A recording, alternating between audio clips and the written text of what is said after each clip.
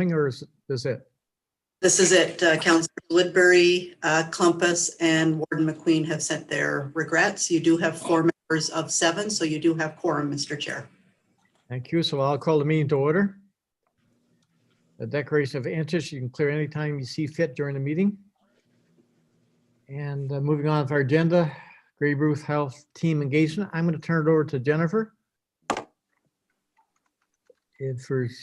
Chair, and my telephone hasn't rung in like 72 hours, but it's ringing now, but that's okay. I'll just ignore it. It's too far away for me to do anything about. I'm just going to share my screen so I can share this presentation. Everyone see that okay? Yes. Okay, so this is an update just for information for committee. And you'll see that I neglected to update that this is not a draft and it's not for review for the Integration Health Coalition, and it's not October 15th, but it's for our Committee of Management today on November 9th. So apologies for that.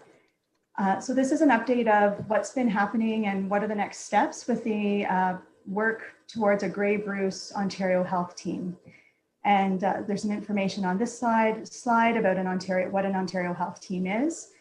They are being introduced to provide a new way of organizing and delivering services in our local communities. Under OHTs, healthcare providers across the sector come together to work in a coordinated effort to provide care and service for the people that live in that geography. The goal is to support patient, resident, client-centered care where and when they need it. And just a little bit more information about the legislation process to an integrated care delivery system. So the Grey Bruce Ontario Health Team Planning Committee was created as a working group of the Grey Bruce Integrated Health Coalition, which is a group of health leaders that have been getting together for 20 plus years to look at collaborative efforts and integrated ways of improving the health system. And the purpose of the committee is to provide early oversight and direction in the creation of an OHT for the Grey Bruce region. Membership will evolve to include patient and resident, client, caregiver, and community leader representatives as the OHT matures. The Grey Bruce Planning Committee has a diverse membership made up of leaders from family health teams, community health centers, the 3 hospitals in Grey Bruce, mental health and addiction services, youth services, home and community care, physician representatives, and long-term care. And I missed paramedic services. I don't know if they're on the list, but they are definitely on the planning committee.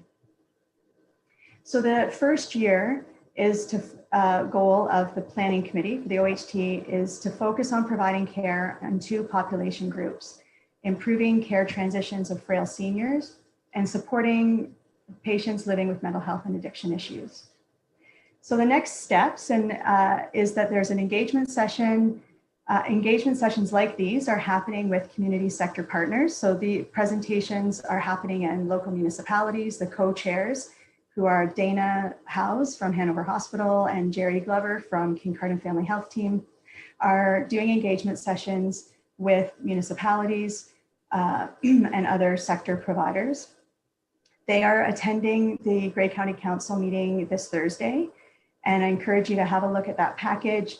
It's a longer version of this presentation with a little bit more information and some specific questions nearing the end of the presentation that they will be seeking feedback and input from council members. There is also a patient, client, resident, caregiver survey that has been launched on Friday. And I can share that information with committee, and I know that it will also be shared after council. And we're encouraging it to be spread far and wide. The information that we gather from the survey will help develop the full application and make sure that the application reflects what the needs are and what the wishes are of the people that live in Grey Bruce and that use the healthcare system. And the goal is to have the Grey Bruce OHT full application submitted to the ministry by December 11th. And this engagement is just the beginning of a several year process of engagement. So it's not a one and done. The engagement will continue as the planning committee evolves and moves through this process. And so I just wanted to give our committee a heads up and some time to have to talk about it if they wish in preparation of November 12th. The one piece that is a question around long-term care is, how does long-term care fit in an OHT? And that's not a really clear answer. And so there's been some discussion, and I've reached out to colleagues in OHTs at different stages across the province. And it's really still an evolution. And how we fit right now is that we provide service to frail seniors. And so we can be at the table to provide information, gather feedback, take back information to our residents and their families and our communities. And so really we're a partner in sharing of knowledge and information at this point. And that's it, if anyone has any questions about that. Thank you, Jennifer. Does the committee have any questions of Jennifer? Seeing none? Thanks very much for giving us that preview. So we'll move on for our agenda then. We're down to Destination Care Program presentation, and I believe, Jennifer, you are going to do this too? I am. Thank you. Okay. Everyone's able to see this presentation? Yes. Yes, okay, great, thank you. So I wanted to share with committee some work that's been happening, some really exciting work, an exciting project that's been happening in Grey County Long-Term Care. And it's really, Grey County Long-Term Care have been leaders in working through how to support family members, caregivers, care partners in safely visiting and safely supporting their loved one who lives in long-term care during a pandemic. And last time we met, we talked about I shared a chart of all of the different definitions of visitors. And so visiting has become very complex in an effort to support and keep safe our care communities. So we call our care partners our essential visitors. We call those family members designated care partners. And if you are interested in some more information about what's happening in the world, hashtag not just a visitor is used widely as an advocacy measure to support caregivers and care partners. So in long-term care, we recognize that while we were keeping people safe with our visiting restrictions, that also had a negative impact on the social isolation during the pandemic. We learned early on of Hotel Dieu Grace, which is a chronic care hospital in Windsor. They started a project, they call it a designated care partner project, supporting their patients in the hospital. And we reached out to learn more, and that's where the hashtag and Twitter, never underestimate the connecting value of social media. So we reached out, and Hotel Dieu Grace leadership was excellent, very supportive, had a Zoom meeting where we're able to help us answer lots of questions, talk about the logistics and lots of those areas. And they shared with us their program. And so our team used the Hotel Dieu templates as a platform to create a long-term care version of a visiting program. So our DCP committee started in June, end of June, and we worked through the details of a pilot. We were going to do a pilot. We researched lots of different programs and research to help make sure that we were providing something that was appropriate for long-term care. On July 31st, we presented our pilot program to Grey Bruce Public Health, and Dr. Era and his team reviewed our policies and program, gave us some suggestions, and gave us the approval to go ahead with the pilot. In late August, we had the opportunity through the AMO conference to share our pilot program with Minister Fullerton's team. And August 13th, our first two DCPs, our residents started identifying their two designated care partners with a goal of September 9th, our DCP pilots getting into the home. It wasn't very long after that that our pilot turned into a program because the visiting guidelines changed significantly. And so then it became a program for all of our residents. We worked through the engagement process with residents, families, and team members was really important. And so most of all of our team members were emotionally affected by the isolation and the need for support that our residents had.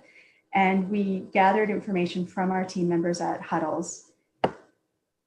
We knew that we needed to have everybody on board for the program to be effective. So what does a DCP do? They're family and caregivers that are essential to the physical, emotional, social, spiritual well-being of our residents. And each of our residents' needs are unique, and our program allows for those unique needs to be supported. There's a list here of interaction and support that a DCP might provide to improve residents' quality of life. We do have strict requirements for our DCPs. They're required to follow these guidelines. They need to attest to a negative COVID test every 14 days. And about 5 or 6 weeks ago, we started offering on-site COVID testing with our staff surveillance testing for our DCPs. They must complete education, and we partnered with Surge Learning, our education platform, and it's approximately an hour. If they are struggle or don't have access to computer, then we do have a course booklet that they can work through for their education. They must wear PPE during their visit.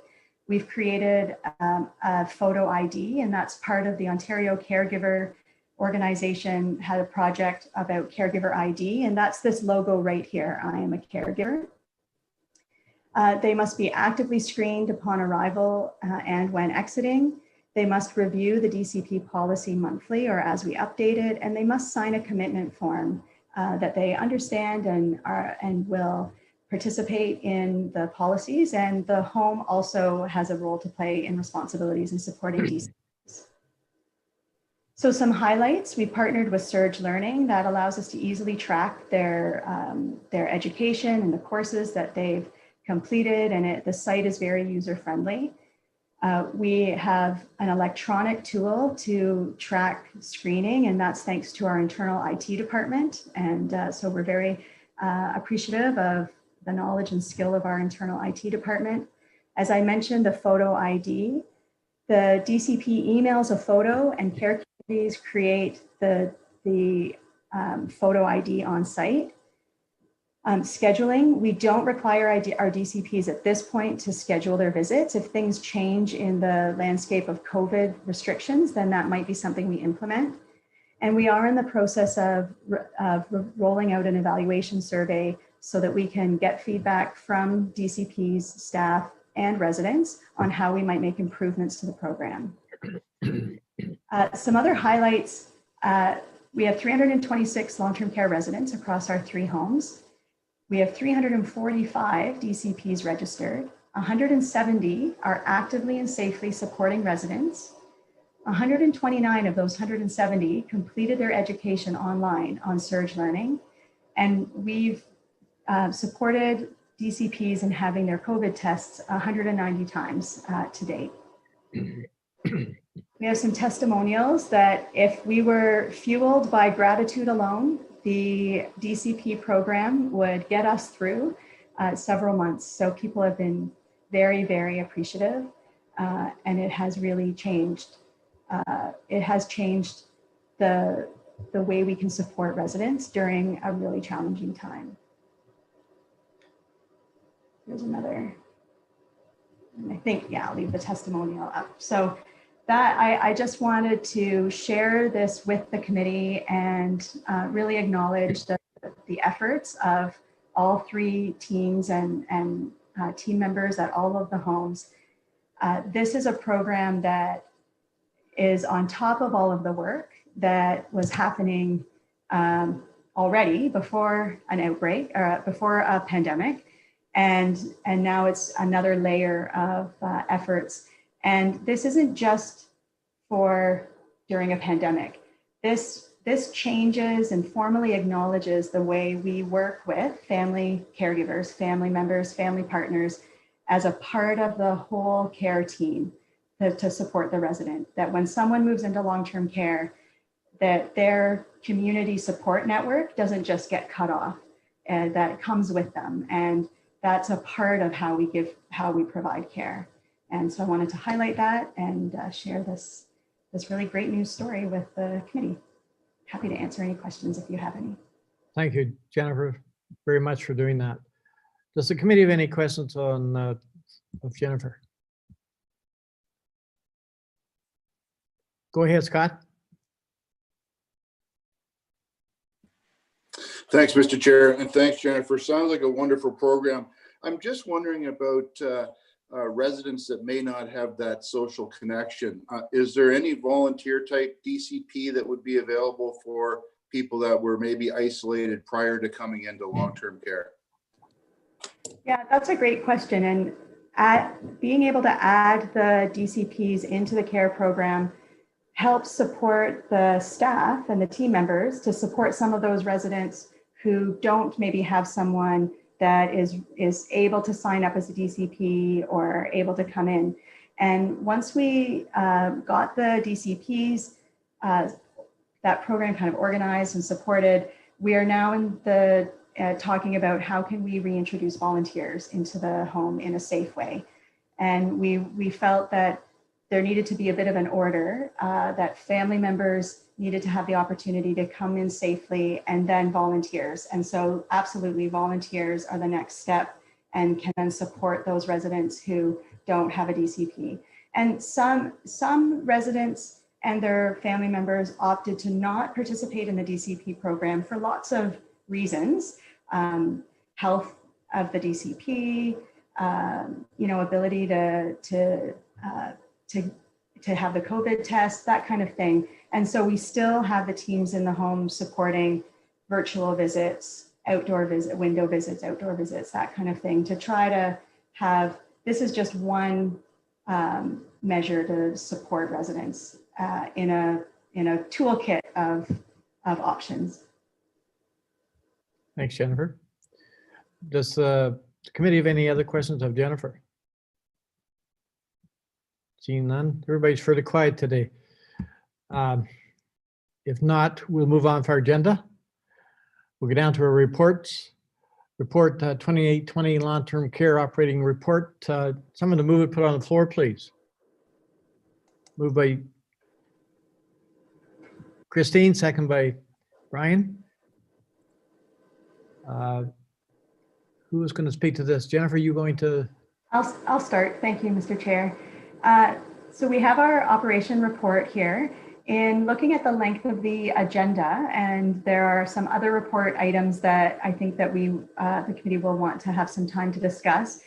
Renata is going to highlight a bit of an update around the quality piece, and then where the team, the EDs are available if anyone has any questions about any of the other operational report items in the report. Thank you. Go ahead. Thank you. The first quarter of indicators were released by CIHI. They reflect work done from April to June of this year.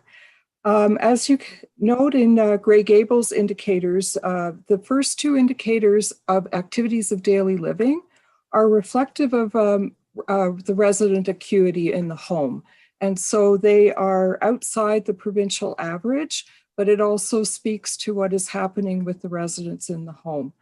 For mood and depression, working with the new RI coordinator to ensure data quality and making sure that we're addressing mood and depression in the home, if this is truly reflective of the indicator, or is it reflective of the data quality?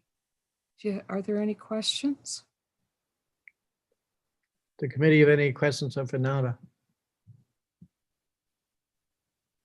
Seeing none, Renata. So is each one of the directors going to comment or just open for questions? I think at this point we're open for questions, and if anyone has any questions about any of the other items highlighted in the report. Okay, Brian, go ahead. I just wanted to ask about the compliance numbers with flu shots. One home said that the compliance numbers for staff was up from last year. I'm just curious, like, would it be 80% of the staff that get involved, or what about the residents? Who's going to answer that, Renata? So I'm just looking, so I know that there's increase in the uptake of the testing, the COVID testing, that is increasing. Karen or Shannon, do you have numbers kind of available at your fingertips, or a sense around the flu shot? So the flu vaccines clinics have just started in the last few weeks. Yeah, so for Grey Gables, when I did this report, we were around 52%, and I know we've increased. So I'm thinking we're probably around 70% right now. There has been more activity lately to get their flu shot done. Okay, that's really what I was looking for. I thought it was maybe more important this year than because of the pandemic, and I'm just wondering if the numbers showed that. So that's good enough. Thanks. Thanks, Brian. Scott, go ahead. Thanks, Mr. Chair. Just the quality indicators, just wondering whether the provincial averages have increased over the last 9 months with COVID. Does anyone have any idea whether the overall average has went up? And it's certainly nice to see that, you know, we're more than beating the provincial average. Like a lot of ours, you know, you look at Has Pain, like we're significantly lower than the provincial average. So, you know, kudos to all the staff. You know, a lot of our averages are well below. So thank you. Okay. Christine, go ahead. Thank you, Mr. Chair, and good morning to everyone. With regard to the quality indicators, and I see a progression of increase for meeting or exceeding all of the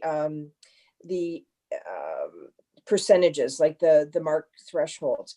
So well done to everyone involved in that. My question is there anything more that this committee can do in terms of resources or support to assist the executive directors and you, Jennifer, in terms of getting more green, even though you are in the green indicators better than Ontario average? What can we do as a committee or as a council do to support you even further? Thank you. Jennifer? Through you, Mr. Chair. Thank you, Councillor Robinson. So what can you do to support us? The committee is very supportive in hearing our reports and asking very thoughtful questions, and so that is very helpful.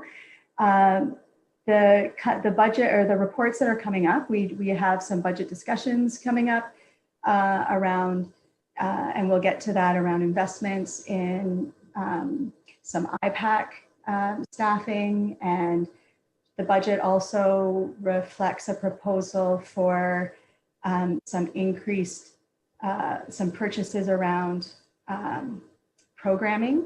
So there are resources connected with the software that we use for point-click care that helps support our data analysis and knowing what kind of the next steps are, what should our groups be focusing on.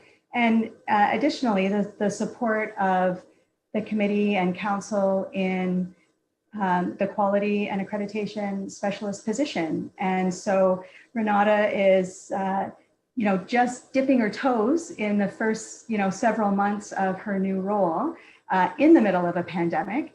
And so I think the continuing to ask us good questions and also have some patience as we work through balancing how do we improve care and quality and sustain all the things we need to do around pandemic and pandemic preparation and being fiscally responsible and all of those things that we're trying to balance, all in the spirit of making sure we have great care in our homes. And so I don't know if that really answered your question, but that's kind of where I think at this point where we are right now in just balancing everything. Well, thank you. Thank you, Jennifer, and through you, Mr. Chair. I really wanted to utilize the question and you answered it incredibly well. Thank you. But I really just wanted to use that as an acknowledgement of that this committee absolutely supports the long-term care, senior management and the staff involved.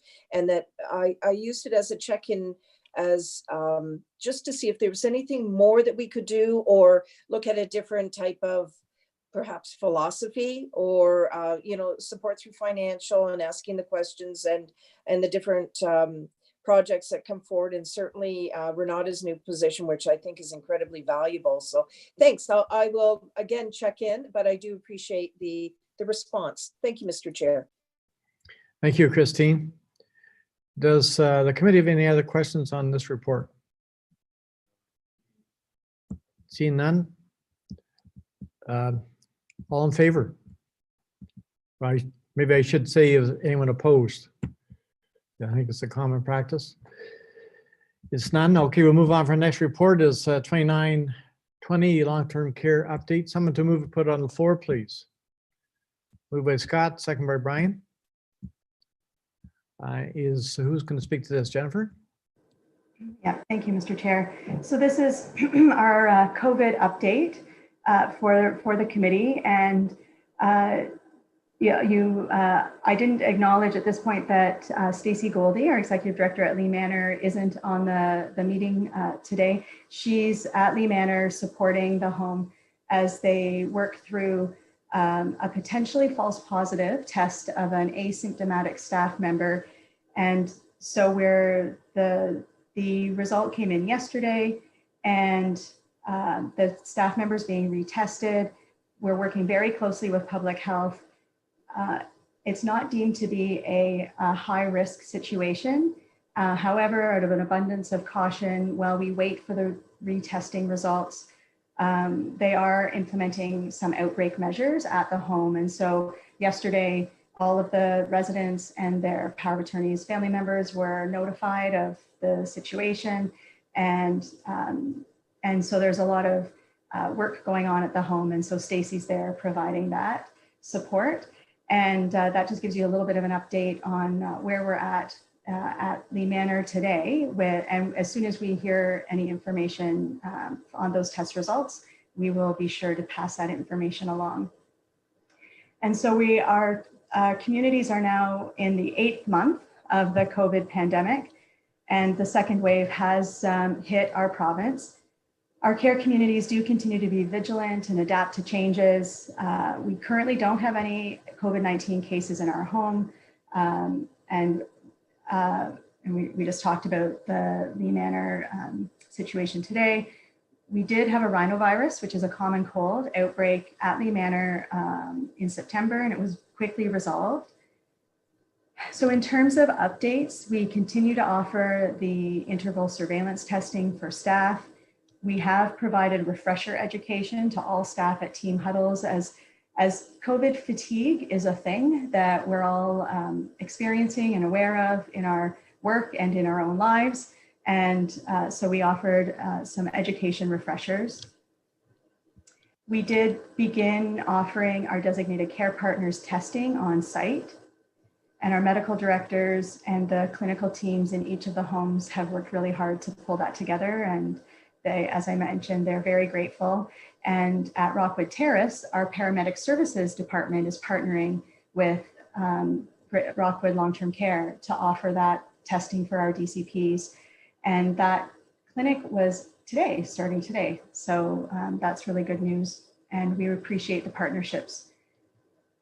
We continue to have suspended our short stay absences and day trips. This was a difficult decision, but the risk associated with outings and day trips outweighed the benefits. And so we continue to focus on having people visit safely inside. And we do receive requests for special circumstances, and we assess those on a case-by-case basis.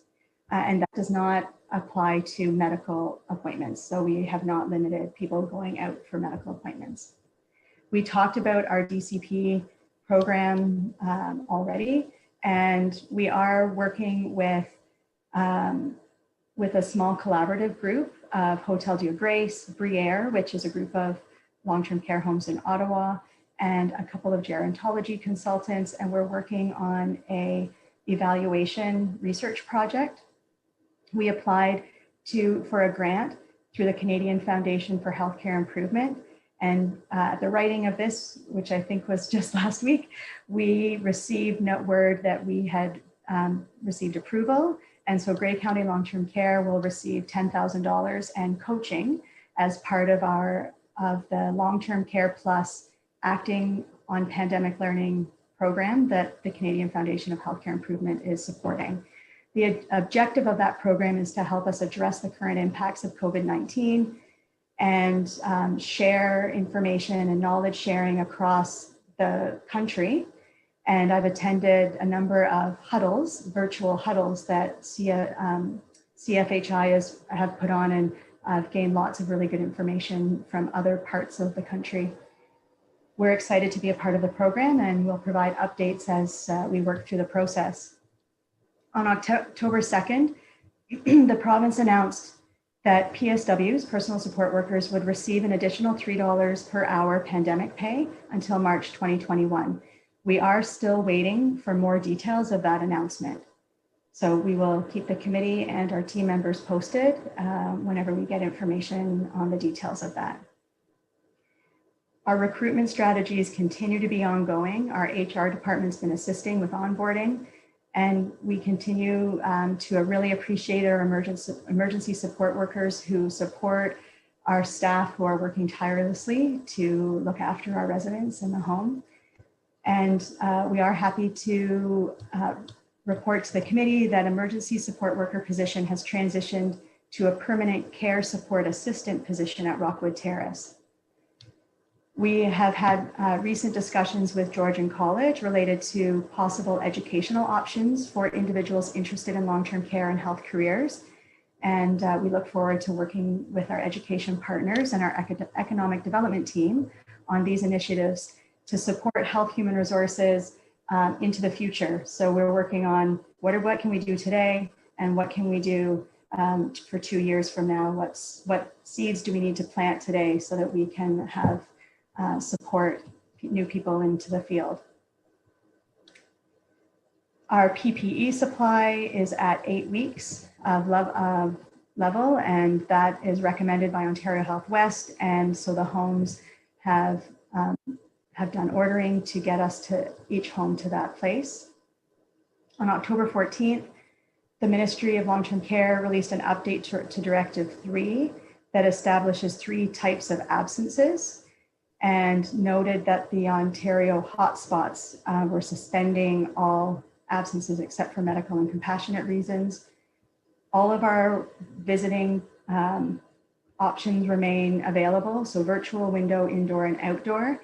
And our care communities are working on how do we address the colder weather and our outdoor stations. And so we're looking to some of our neighbors who have snow already and seeing what innovative things they have done and what might we do to support visits in February in snowy Grey County. We've talked about the influenza vaccine campaigns are on. And November 2nd, our care communities released our first introduction to a new communication tool that is directly to resident families and substitute decision makers, and it's called Clinic Connects. And this will allow us to communicate directly with those family members that in a way that works for them, so they can choose phone, text, email, and it's through our point-click care. And so it addresses privacy and all sorts of other things. And the opportunities are really great in making sure that we can keep our family members up to date. I wanted to just highlight the 240 days of our care communities remaining COVID-free has been lots and lots of work. And in the report, there's a chart that I'd just like to draw your attention to. And when I touched base with the teams and asked them to pull together some of that data, it was, the numbers were much higher than I was expecting. And the days just roll into one to the next. And it was an opportunity for us to really acknowledge the amount of work that is happening in every department across all 3 of our homes.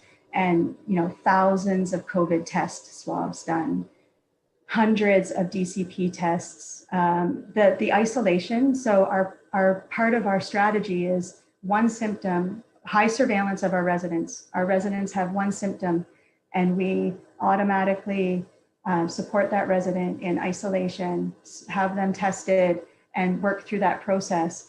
And across our 3 homes, we've supported residents in isolation 138 times. So that's a room move. That's making sure the resident understands and is okay, and that their family members have been communicated with, and strategies outlined with staff. And so these are significant and very important, but I wanted to acknowledge the amount of effort. Thousands of visits, thousands and thousands of visits. So there are 3 posters attached to the report. Have a look. We took the opportunity to gather these stats and some photos of staff supporting residents and each other. And the posters have been printed and are at the homes, and a way to say thanks and acknowledge all of the work. And you'll notice in all of the pictures, behind the mask, you can see that all of the staff are still smiling, and they still have joy, and they're laughing, and so it's so heartwarming to see. Our partnerships continue across the sectors, and again, really appreciative of the committee support, the support from my CAO and our senior management team and the leadership team. And that's our update for 8 months in. Thank you, Jennifer. A question I would like to ask before I go to Brian. On the PSW extra, what's the word, donation, is it retroactive? Or do you know?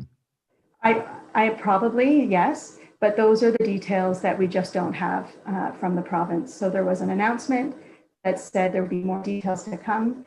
And I know Advantage, our association that advocates and supports us in long-term care, is trying to get more information. And our finance team is watching for information, and there just hasn't been anything detailed at this point as to how it works, what the eligibility is, any of those details. Thank you, Jennifer. Go ahead, Brian. Thank you, and through you, Mr. Chair. Jennifer, you touched on the outdoor visits a little bit there, talking about how you're going to visit in February when we have snow. But what's the expectation of these numbers? Like, you have nearly 2,500 visits, outdoor visits. What are those numbers going to turn into? Are they going to turn into indoor visits, or virtual visits, or a combination? Or if they are indoor, are we prepared for that? Yeah, so it's very hard to predict. We do have a scheduling system, an online scheduling system, so we can at least kind of monitor the requests that are coming in around visits and try to adapt. It's really there's a few variables. So right now, outdoor visits and window visits and virtual visits are the only way you can visit without having a COVID test. So we recognize that we need to be able to support visits in some way without a COVID test.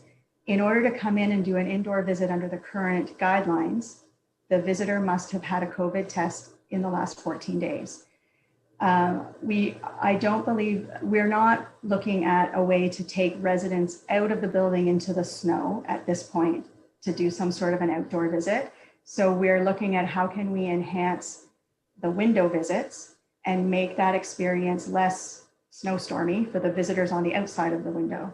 And how can we make sure that the visit is a decent visit using technology so that the resident can hear and the person on the other side can hear. We use phones and we use a virtual connection, but they can see each other.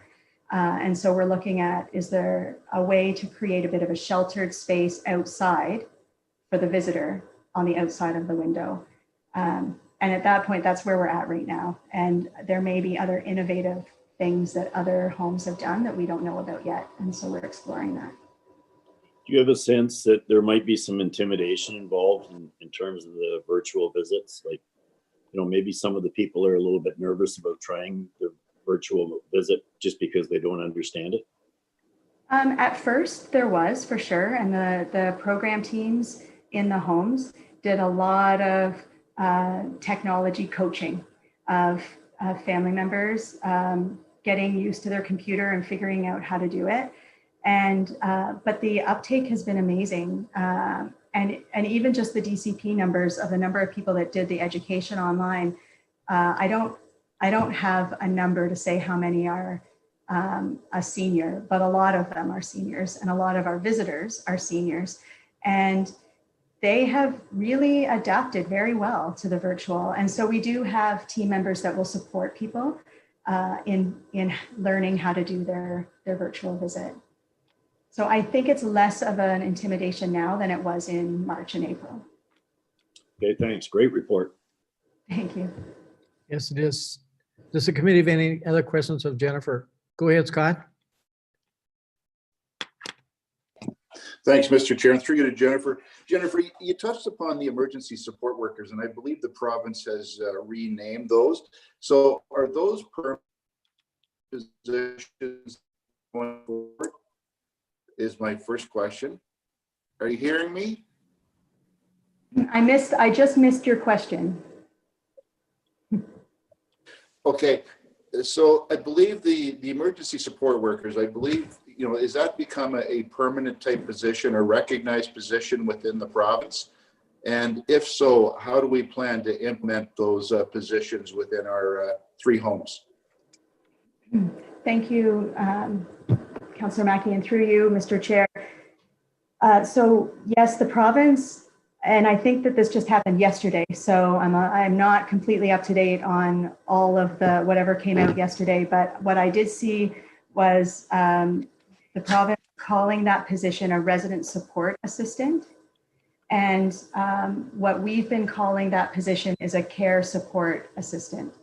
And so the name is very similar. And the province has made an announcement yesterday, but I'm not up on it enough to be able to speak to what the announcement was yesterday or the day before, and how it impacts us in our long-term care homes. What I can say is that Lockwood Terrace leadership and union leadership and the team there ratified their collective agreement, and it does include a care support assistant classification, and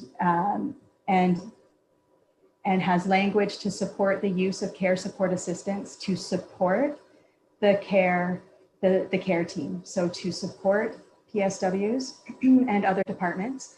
And just for clarity, is in no way intended, and the province doesn't intend this either from what I've read, it is in no way intended to replace the trained personal support workers. It's to support in a time where we know there are not enough people with PSW certification to fill the vacancies. And so our goal in Grey County long-term care is to encourage people to be an emergency support worker or a care support assistant, and then if they love it, take the education as a PSW, and we would then support them and hire them as a PSW. And so the CSA, or the emergency support worker, helps bridge some time that it takes to get people trained to be skilled PSWs. Thank you, Jennifer. Thank you. Do we have anything, Mr. Chair, and through you, Jennifer, do we have anything in our budget to support those support workers that may wish to enhance their educational or become PSWs? That is not built into the proposed budget we're discussing today. However, we're open for discussions of it. We're in a time where we need to have some outside the box thinking in supporting the health human resources crisis that exists not just in Grey County, but across the province. It certainly might be something to consider. A lot of employees that have long-term employees will certainly support their continuing education. So it may be something that we want to have a look at. Thank you, Mr. Chair. Thank you. Before I go to Christine, Madam CEO. Oh, just to add that this is something that economic development has also been engaged in discussions with Georgian College on future programming as well. So there are some things that we're trying to develop in support of what you're saying, Councillor Mackey. Thanks, Kim. Christine, go ahead. Thank you, Mr. Chair. Councillor Mackey certainly asked my question, and it was in regards to supporting long-term care workers and how we can, as a committee, ensure that we're doing everything possible on behalf of Grey County residents to support long-term care workers that have dedicated their career to assist in helping others. So thank you, Councillor Mackey, for bringing this forward. And Jennifer and Kim, thank you for your responses. Thank you. Is there any other questions on this report? If there's none, is there anyone opposed to the report? Seeing none, we'll move on to our agenda. The agenda's deliberately put this way. I take it for sake of time because it's not in order. I'll go to the next thing on my agenda is report 3120. I believe it was moved by Christine. I need someone to second it. Second by Brian.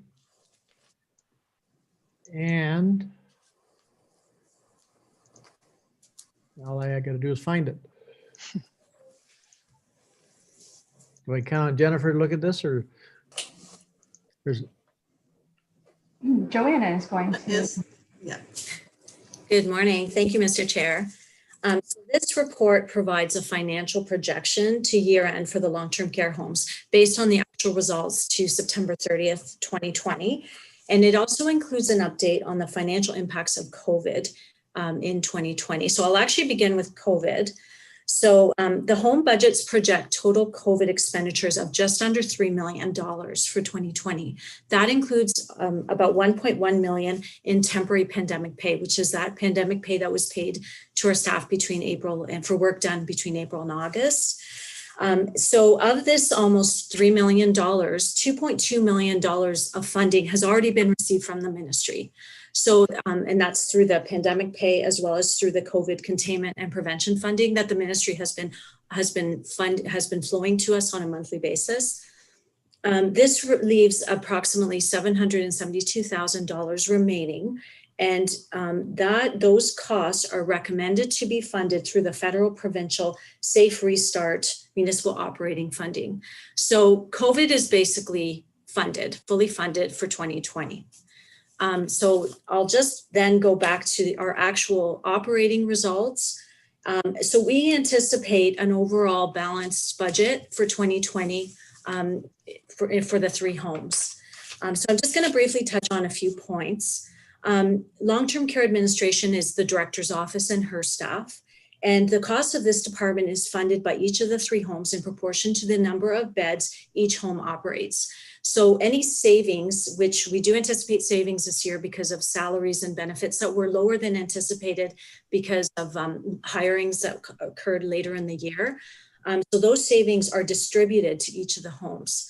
So in terms of each of the homes, I'll just kind of talk in general because all the three homes are facing sort of similar situations. So all three homes have higher than anticipated revenues. And I think we've talked before in other reports about the funding announcements that came. So we did budget 1% level of care increase. We received 1.5%. We had some decrease as a result of the CMI, but then we also received funding for 5 additional bed licenses in total for our three homes. In addition to the ministry funding, we also had co-payments from residents for those 5 additional funds, 5 additional bed licenses. So salaries and benefits, while we do have staffing shortages that result in savings from unfilled shifts, staffing shortages do give rise to unbudgeted overtime and agency costs. So that was pretty consistent across the three homes. Raw food was also overspent across the three homes. And we did have maintenance of buildings, staff training and development, administration charges, and physiotherapy expenses that were all underspent as well in 2020. And so savings from these provide surplus funds to offset any estimated over expenditures and are contributing to the overall projected year-end position. So we anticipate a balanced budget for the 3 homes, and I'm happy to answer any questions. Thank you, Joanne. Does the committee have any questions? Seeing none, a great report. Thank you. Anyone opposed to the motion on the floor? See none? So we'll move on with our agenda. We're down to report 3220, and I believe this one was moved by Christine and second by Scott. Thank you, Mr. Chair.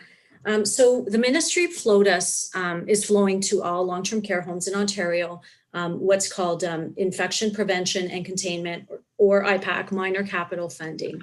So back in September, the ministry announced a $540 million funding to the long-term care sector. And of that, $61.4 million was designated to improve minor capital upgrades and improvements directly linked to IPAC practices for the safety of residents and their staff and families.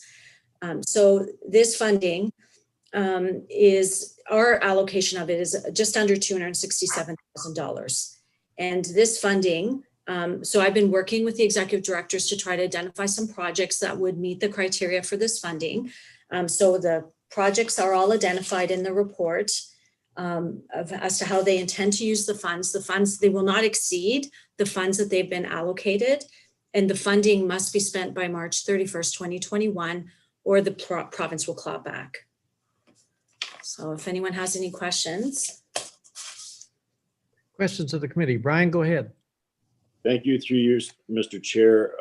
Thanks, Joanna. My question is probably for Jennifer. I'm just wondering if there's only one home, the Grey Gables, that are doing something for staff. They're modifying the change rooms or something, but I'm just wondering about how much of this conversation is involving staff when it comes to having money to spend. Is there other things that we can do for staff other than like modifying a change room? Thank you, and through you, Mr. Chair. There are some very strict criteria around what is eligible for this funding.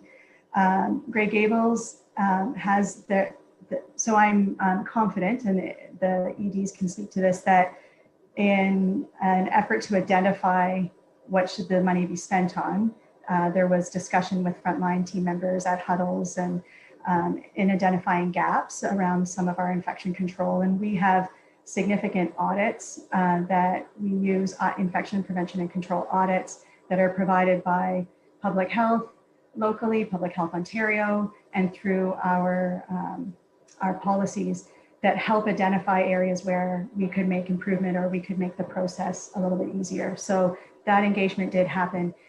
Grey Gable, part of our strategy is best practice guidelines, and our policy requires staff to change their uniform, change into a uniform when they arrive, and change out of it when they go home. And Grey Gables is one of the locations that has a really challenging space to accommodate that safely and to make it easier for staff to do that. With regards to staff, anything else for staff? I don't know, Joanna, are you able to speak to some of the restrictions? Like we are regularly looking at acknowledgement and recognition opportunities for staff, and agree that that's really important, especially as we head into months and months of this hard work. I'm not sure that some of those items would be eligible under this particular funding. Joanne? Yes, through you, Mr. Chair. So it does, there's we received a letter from the Minister of Long-Term Care, and he advised that, the letter advises that minor adjustments to support distancing are permitted, renovations to support improved distancing of residents, it does say. It's pretty vague, and there is another sort of a catch-all that says other expenditures designed to help equip homes to prevent the spread of infection may be considered at the ministry's discretion. So we could approach, if there was a particular project, we could approach the ministry with a request. Brian, does that answer your question? Yeah, I think so. I was just curious, like you always worry about staff, you know, if staff at Lee Manor are saying, oh, look what they're doing at Grey Gables, why aren't they doing anything for us, sort of thing. But I'm just wondering how the conversation went around that. Yeah, and we have a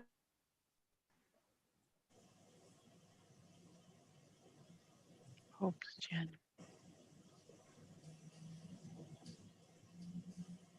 We lost Jen.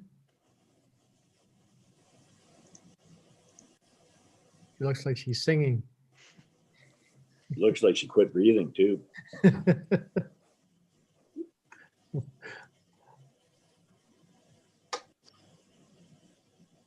Who gave her the last question? Didn't mean to startle her. So, Madam Clerk, I think Sorry, Mr. Chair, I just heard back from Jennifer. She's logging in and logging out and gonna log back in again to see if that works. we'll give her a minute. yeah.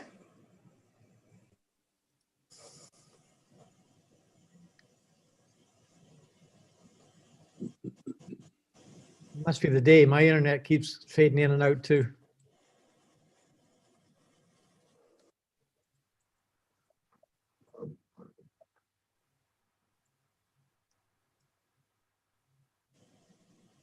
Welcome, Kevin. You look bright and cheery.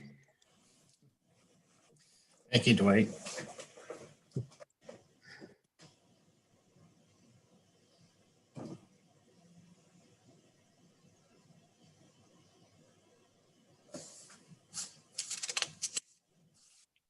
There must be somebody we can pick on while we're waiting.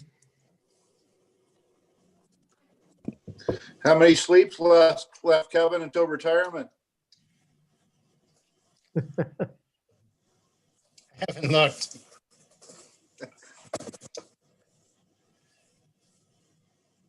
Mr. Chair, I wonder if you want to, while we're waiting for Jen, I think the questions were answered from Jennifer and Joanna. So I'm wondering if, just to keep moving, if you want to call the vote on that particular motion.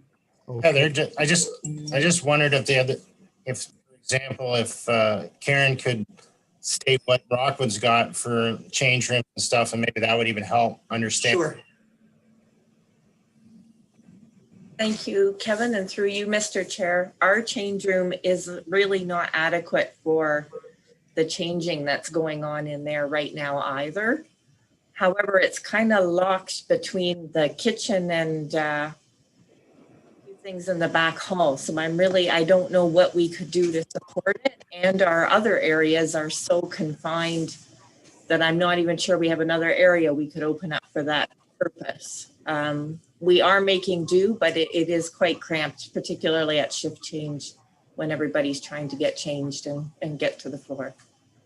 Thank you for that, Karen. I see, Jennifer, you're back live again. sure. I don't know where we are. Miranda, maybe you could mention what Lee Manor's got. That would help Councillor Leary as well. Lee Manor's change rooms are also quite small.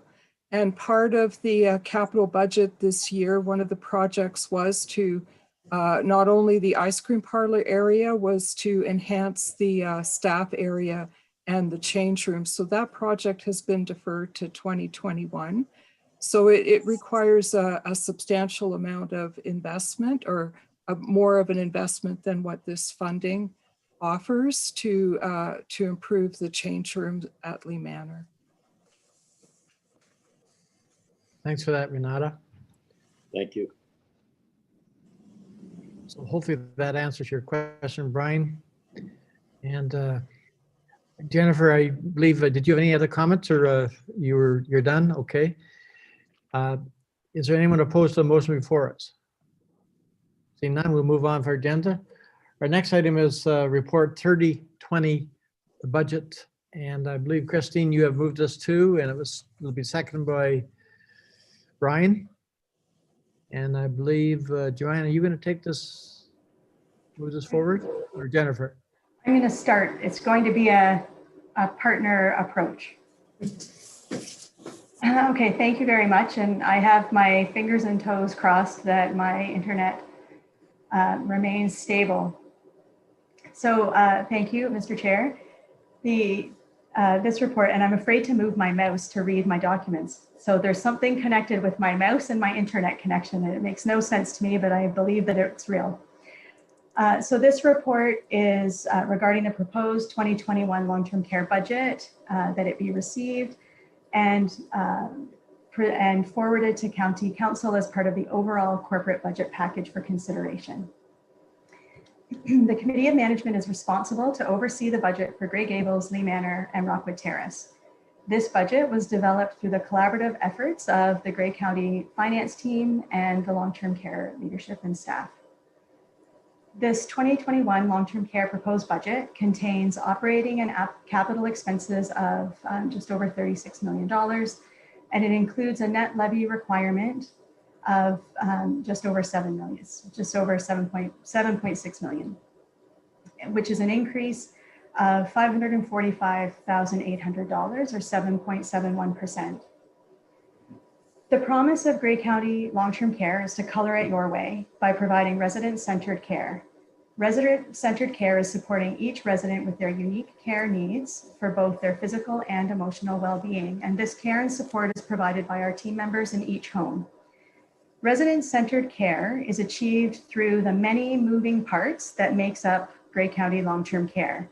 It's through leadership, it's through team members in all departments, with a focus on good, nutritious food and meals, a clean house, and the creation of a safe and community environment. It's through the collaborative and combined efforts of all of those pieces that creates the resident-centered care. And this proposed budget supports this promise with an investment in a number of areas. So an investment in frontline care hours in the nursing and recreation departments, a focus on nutrition and meal service, an investment in registered nursing hours for infection prevention and control, and an investment in the building and maintenance upkeep. The 2021 budget increase, as I mentioned, is a net requirement increase to the levy of $545,800. And that's comprised of an increase of cost of living to the salaries and benefits, $16,200 for capital increases, $21,000 invested in raw food budget, and then some home-specific initiatives that are outlined below. And so that's a summary overview of what's in this proposed budget. And Joanna is going to take us through the numerous complex levels of this funding system.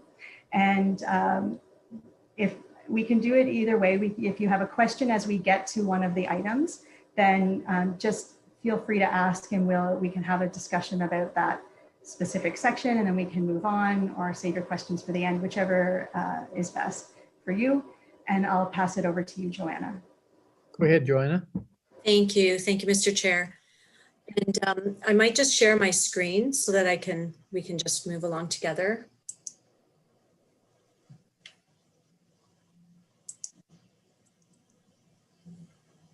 Do you see that? Yes, we do.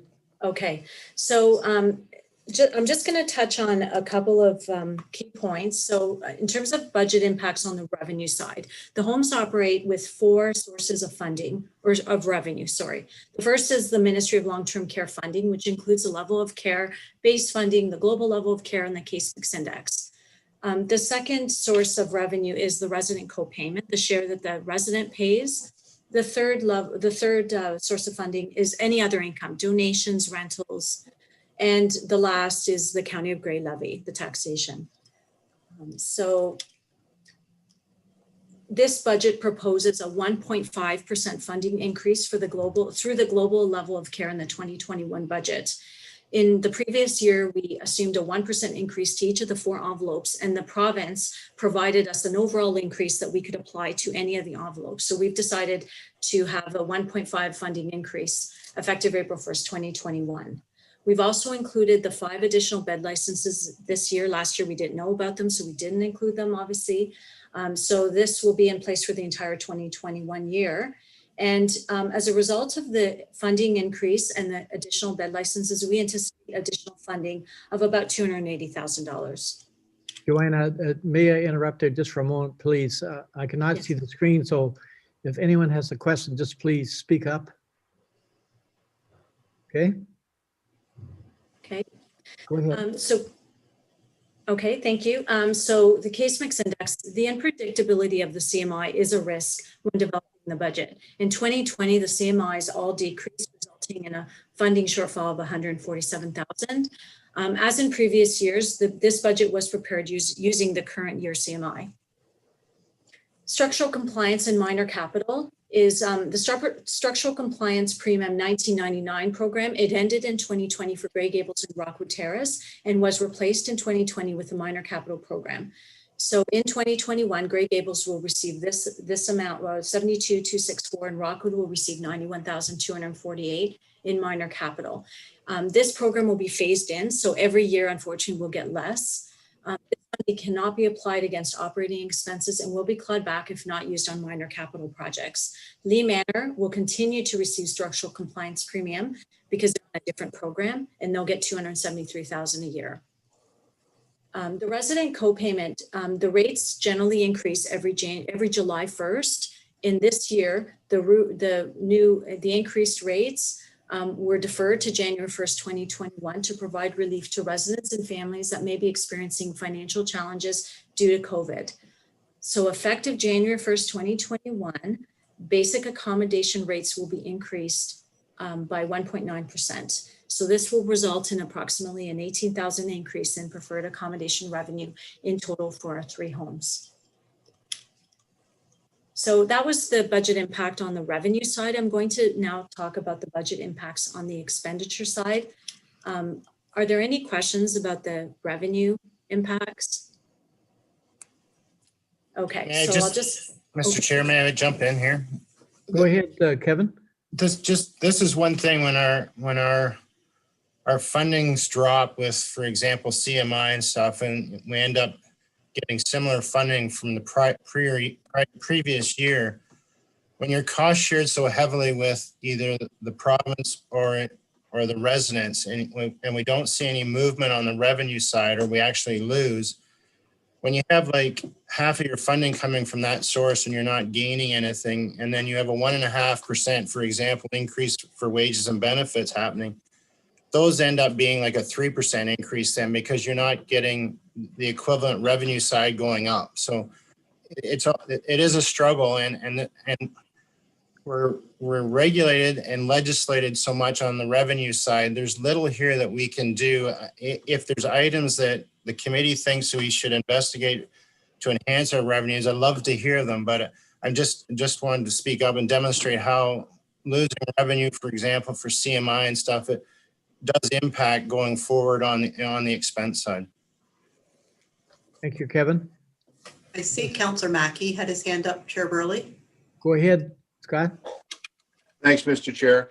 I guess, the question is, in light of, all the issues that we've seen in long-term care, and the province, I think, is beginning to recognize that there hasn't been the funding that maybe should have been, given to long-term care. Are we expecting to see, has the commissioner's report, one question, has it come out yet and made any recommendations in regards to the funding levels that should be given to long-term care?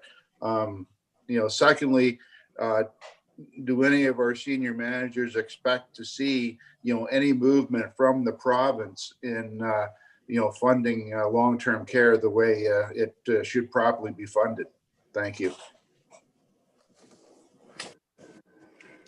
Go ahead. For you, Mr. Chair. Very, very good questions. that don't have any very, very clear response.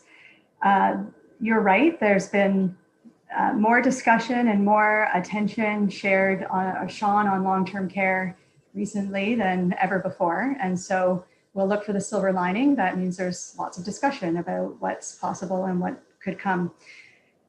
So the commission, to answer your first question, the commission released some early recommendations. They have not released their report, as far as I know, but they did release some early recommendations because they felt that it was necessary that their list of comments, a short list, be released in a timely way. And it does address the direct care time, and we will talk about that a little bit later in this report.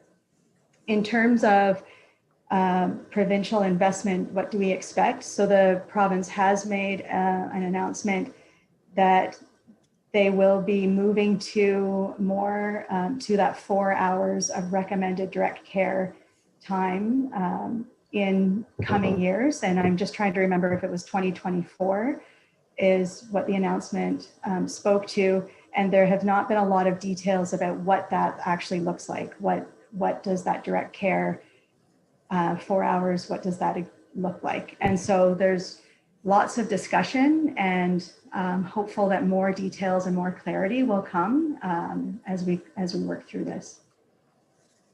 Does that kind of answer your question? Well, that was a really good attempt, Jennifer, and I know you don't have all the answers. I guess, you know, for the committee, you know, anytime that we're having discussions with our provincial counterparts, you know, to highlight that, you know, the Grey County taxpayer is paying $7 million towards long-term care. And I support, you know, those dollars being spent. I think they should be coming from the province and not from the county. You know, we're providing the quality of care that should be provided throughout the province. And I think it's very indicative of, you know, how well things have been going up here in Grey County. But I think the 7 million share should be more equally split with the province. So that's just my comments. Thank you. Thanks, Scott. Christine, I believe your hand's up. Thank you, Mr. Chair. I was wondering if the committee members and staff, of course, thought there would be some value in requesting a virtual meeting with the Minister of Long-Term Care during the Roma conference, which is happening. It's a virtual conference for 2021. I do know that the deadline is November 30th. So this would be, I guess, a prime opportunity to determine whether that is an option, and then obviously taking the request through to County Council. Wondering what my colleagues think. Mr. Chair, with regards to funding, sorry, the item that we would suggest that we meet with the Minister Fullerton would be with regards to funding and the challenges the challenges that we face. Thank you. Good suggestion. I'll leave it up to the committee what they feel this conference. Chair, go ahead. through you, we do have Roma delegations on the council agenda for Thursday. So this would be something that we certainly, one of the members could bring to that discussion Thursday at the end of committee of the whole. It is under other business. So that's certainly something that the committee, a member could bring that forward. So Councillor Robinson, look forward to you bring that forward. Oh, certainly. I recognize that's on the agenda. I wondered if it was just something that as a long-term care committee, we would determine whether there would be value in that and then taking that forward on Thursday. Whatever approach works. Thank you. Thanks for that, Heather. We, before we move forward, there was a question I wanted to ask and I forgot what it was. It was to do with Rockwood getting funding. Is our new bill going to impact any capital money we get coming towards Rockwood? I don't know who might answer that or try to, or Kim, are you able to answer?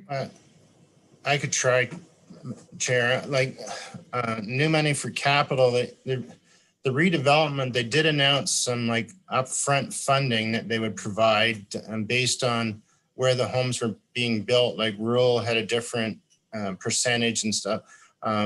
But I haven't seen anything in the budget document about further enhancement and redevelopment. No. So I still think we're kind of on the path of where we were prior. And so I haven't learned of anything new. Okay, thank you. Okay, so if there's no other questions, we'll move forward. I believe Joanne, you have the floor. Thank you very much, Mr. Chair. I'll just share the screen again if that's okay.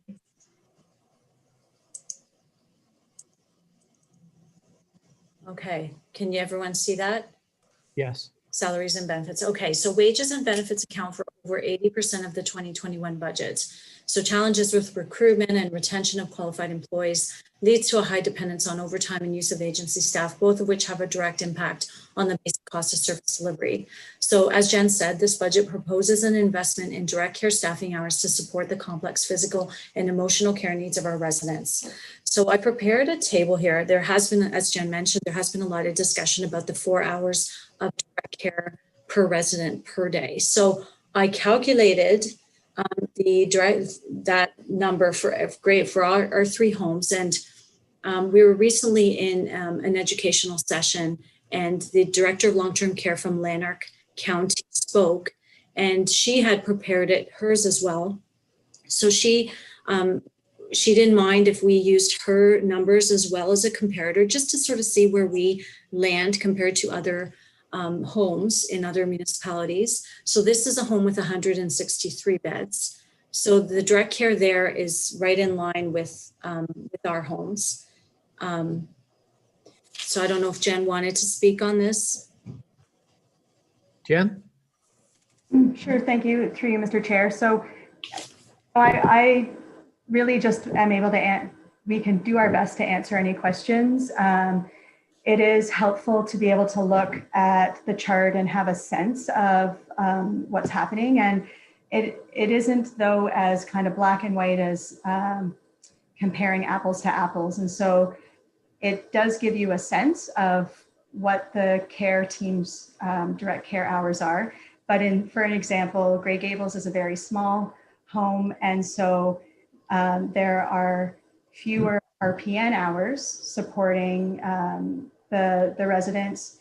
There's the appropriate, it meets the legislative requirements,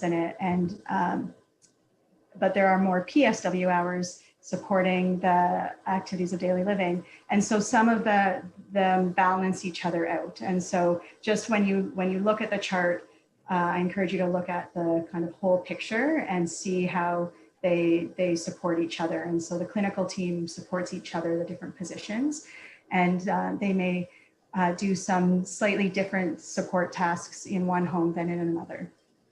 And then otherwise, I'm just happy to answer any questions about this. Thank you, Jennifer. Does the committee have any questions? Seeing none, I guess, Joanne, you'll move forward. Thank you, Mr. Chair.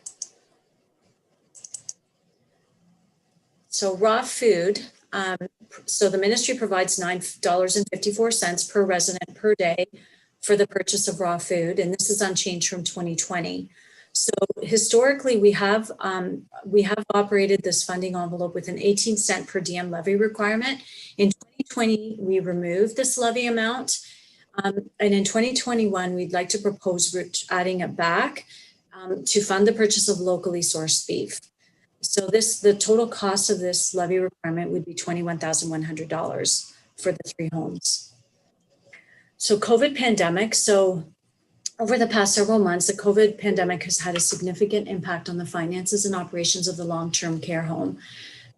The financial implications are difficult to predict for 2021, given the unknown duration of time this pandemic will last. Homes have proposed a total of $1.9 million in COVID expenditures in 2021. This includes increased spending relating to additional staff, personal protective equipment, cleaning supplies, equipment to support infection prevention and control measures, and screening and testing initiatives. We also anticipate that the Ministry of Long-Term Care will continue to provide COVID containment and prevention funding. So that will cover $1.3 million of that cost. The shortfall of $661,000 we're proposing will be funded by the federal provincial Safe Restart Agreement. And therefore, there is no budgeted levy impact for COVID in this budget. So I'll just really quickly touch on some budget impacts per home. Are there any questions at this point, or should I just continue? I haven't heard any questions so far, Joanne. Mr. Chair, Go ahead, Scott. just in regards to, the food in the province, not giving an increase to the food, I can't understand why they wouldn't, look at food costs. Everyone recognizes food costs have gone up over this year. So to me, that's certainly an area that we could, speak to the province about. Not to give an increase in food just doesn't make any sense to me.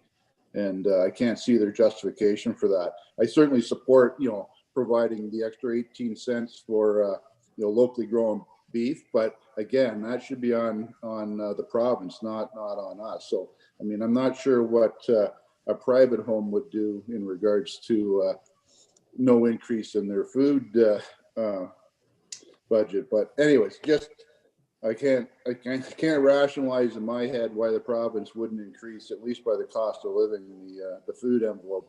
Thank you. Good comments. Thank you, Councillor Mackey. Just to comment on that, the province has stopped funding the envelopes directly, but does provide a 1.5% increase through the global level of care. We really could allocate this funding to whichever envelope we want. So the reason the province is doing that is to provide flexibility to homes to allocate their funding to whichever envelope they want. We have traditionally put this funding increase into nursing and personal care because that's where their levy is the highest, but we could certainly move some of that into the raw food. Thanks. I have no issue whatsoever in supplementing our food budget so that the people can have locally grown products. Thanks. Okay, thank you. Thank you. See no other questions, Joanne, go ahead. Okay, thank you. So I'll just talk in very general terms for the three homes. All three homes are proposing an investment in RN infection prevention and control. So 8 hours per week across all three homes. In addition, Grey Gables is proposing a 1.72 hours per day for dietary, 7.5 hours per day for PSW, and 7.5 hours per day in recreation. Lee Manor is proposing 8 hours for RPN and an additional 15 hours per week for scheduling on weekends. And Rockwood is proposing an hour a day for laundry, 8 hours a week for recreation, and an additional 7.5 hours per week to support the front office. All of their capital is consistent with what was presented to the committee for the 10-year capital back in May. The only additions would be anything that was carried forward from 2020 that's been added. And that's really all. We're going to continue the $1.361 million transfer to reserve to assist with the redevelopment of Rockwood. That will continue as well. So happy to answer any questions. Great report. Does the committee have any questions? Kevin, do you have any comments? On your motion, I wouldn't mind, like, staff are continuing to review these budgets, and then if there is further information from the ministry provided on enhanced funding, we would like to make those changes. So, maybe in the motion that staff continue to review the 2021 proposed long-term care budget with the intent to make further adjustments to reduce the overall 2021 long-term care funding requirements. That would just give us some leeway if there is additional funding or we find things that we can do to change things here, that we'd have that latitude and support from the committee. Okay. So, Mr. Mr. Chair, as Chair. the mover, I absolutely support that. Thank you, Kevin, for bringing that forward. Okay. Madam Clerk, you will make that change? Well, we need to move an amendment. So moved by Councillor Robinson, and I saw Councillor Mackey's hand up to move the amendment. So then you would just need to vote on the amendment, and then we'll vote on the main motion as amended. Thank you. Is there any opposition to the amendment motion? Seeing none, it is carried. Okay. Now we will vote on the main motion. Is there anyone in opposition? Seeing none, it's carried. Okay. Thank you for the great work, ladies. We'll move on for our agenda. Then we're down to resolution from North Glengarry. Madam CEO, I seen you smiling. Does that mean you want to comment on this?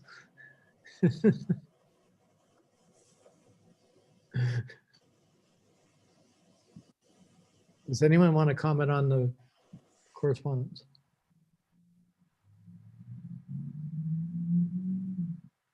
Was the correspondence just for information? It's just to be received for information. Yes, Do sorry. motion? Yes, That's what I was going to say, but I couldn't get my mute button to work. it's okay. Okay, so that's just for information then.